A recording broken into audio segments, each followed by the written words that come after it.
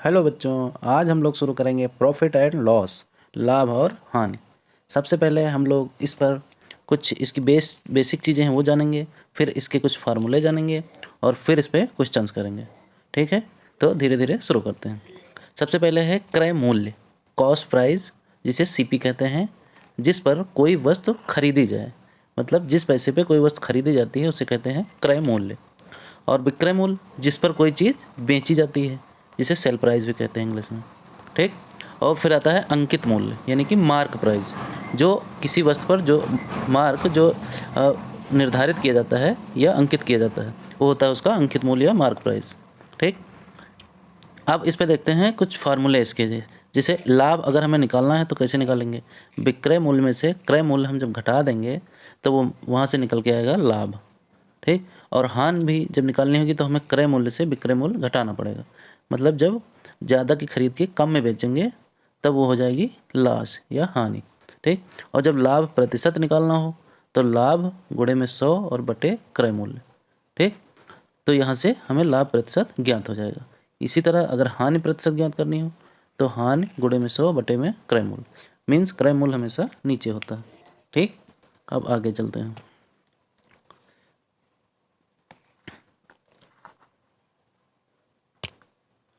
पहला टाइप है साधारण प्रकार के प्रश्न, जब बहुत सिंपल प्रश्न आते हैं। इसमें हम दो टाइप करेंगे इस वीडियो में। पहला है एक वस्तु को 1200 रुपये में खरीद कर 1800 रुपये में बेच दिया गया तो सौदे में कुल कितने प्रतिशत का लाभ हुआ। ठीक। तो इसमें हम देखेंगे कि विक्रय मूल्य क्या है 1800 रुपये, क्रय मूल्य क्या है 1200। तो हमें ये दिख रहा है कि हमें लाभ हुआ, तो 1800 में से हम 1200 घटा देंगे। ठीक। तो यहाँ से हमें 600 रुपया लाभ निकल के आ जाएगा। अब ये 600 रुपया कितना प्रतिशत है 1200 का, ये हम देख लेंगे। तो 1200 हमने लिख दिया नीचे और गुणे में 100 फार्मूले में। ठीक।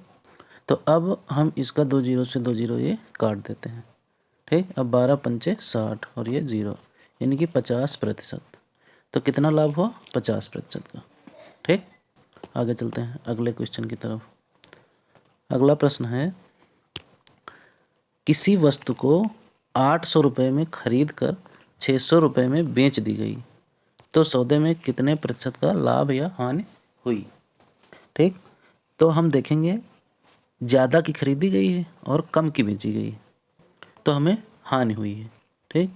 अब हम इसमें देखेंगे पहले कितनी हानि हुई। तो 800 में से हम 600 घटा देंगे तो हमें हानि हुई 200 रुपये की। और ये हानि किस पर होती है? क्रय मूल्य पर। तो क्रय मूल्य रख देंगे नीचे गुणे में 100। ठीक।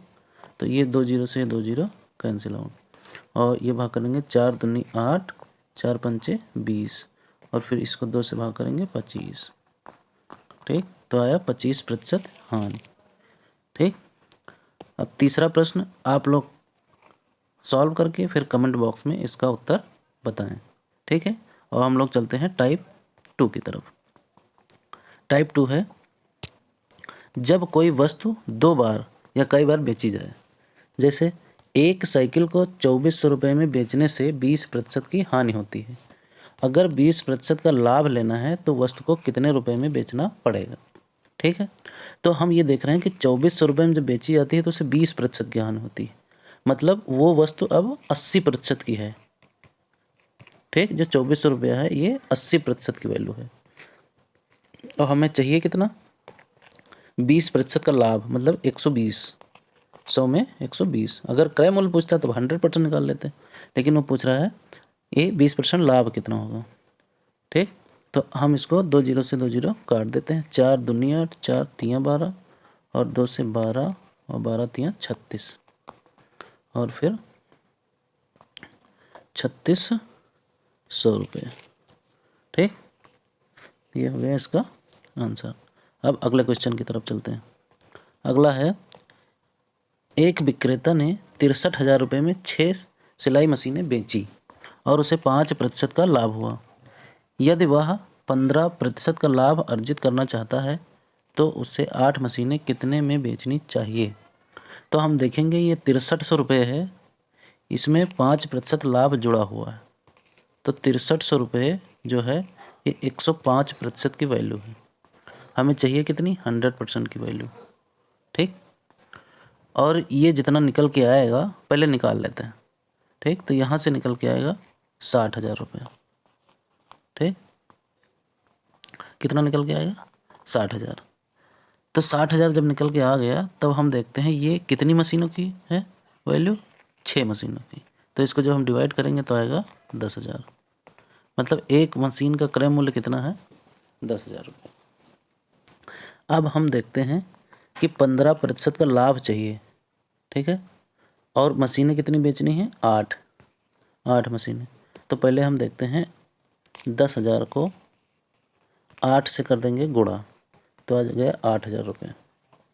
8,000 रुपये ये उसको, एक सेकेंड, 8,000 रुपये में उसको उसका क्रय मूल्य है। ठीक है, तो हमें चाहिए उसका कितना?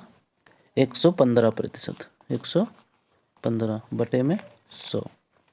ठीक, तो जब इसको काटेंगे 8 से भाग करेंगे तो आएगा 92,000 रुपये।